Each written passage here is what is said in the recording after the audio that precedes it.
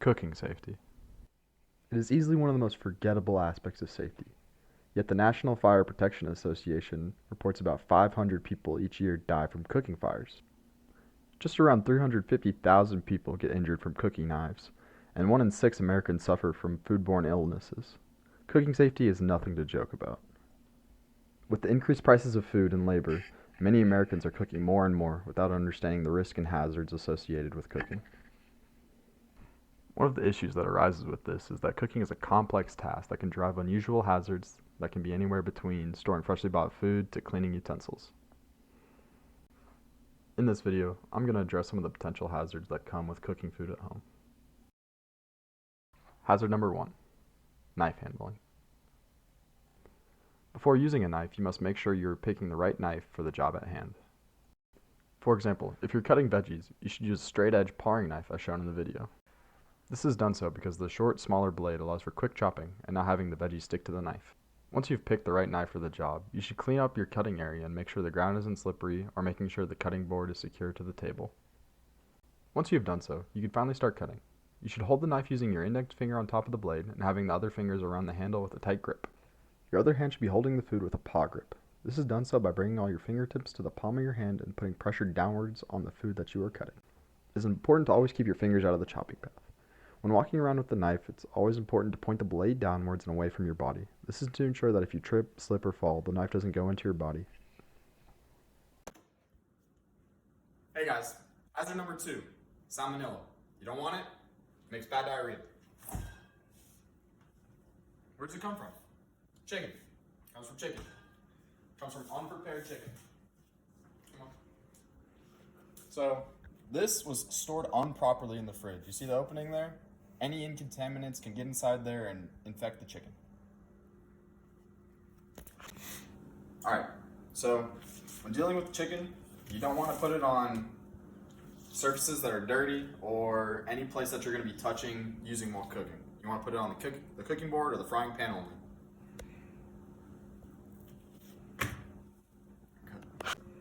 So, in the case of you dropping a knife,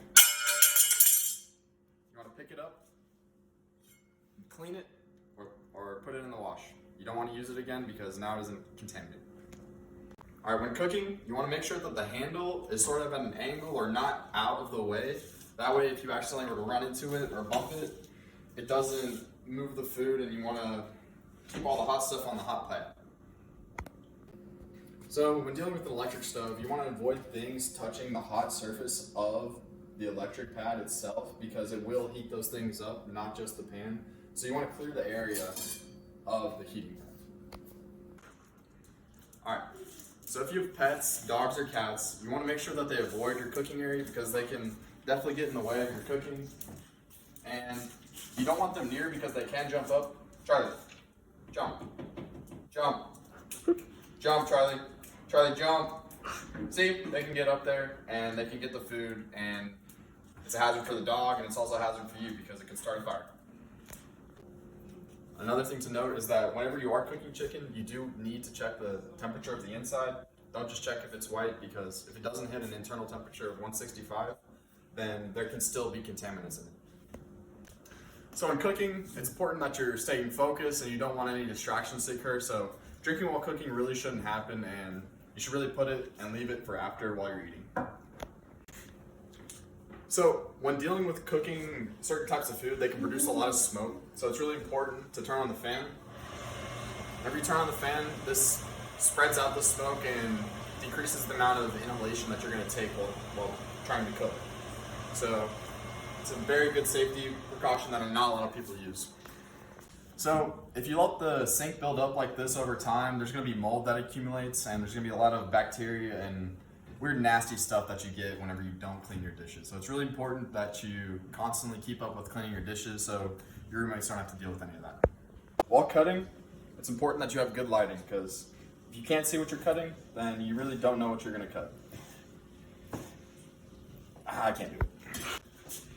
So while you're cooking, it's important to stay safe. You don't want any strangers coming in while you're cooking. You don't want to get robbed while you're cooking. Definitely don't want to get robbed. You don't want to have anything coming into your house. So you want to make sure to lock your doors every time you start cooking.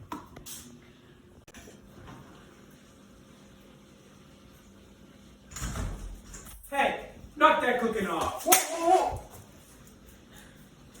Cut.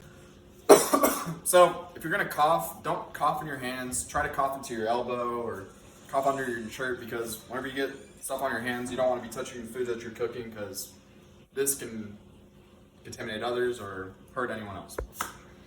So, if you break glass, you don't want to go down and pick it up with your hands. You want to clear the area and try to pick it up with a broom, because even if it doesn't look like it's sharp, the break itself is very sharp and it can hurt your fingers. So what you want to do, just want to grab your broom and sweep it.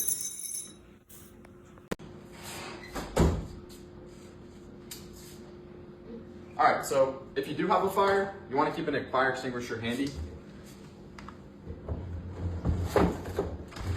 So, I have one right here, but if the fire is small enough, you should probably just use some water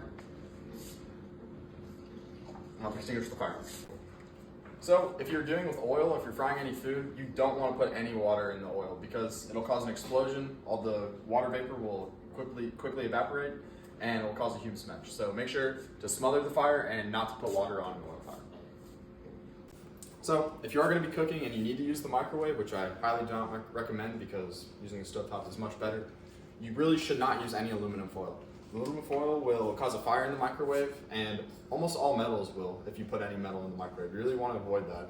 Also, you can't put styrofoam in the microwave. It'll also start a fire. Alright. So, whenever you are pulling products out of the refrigerator, you need to really check the expiration date, because milk goes bad really quickly, and you always need to check the Best By or the expiration date. It's recommended to use the Best By date.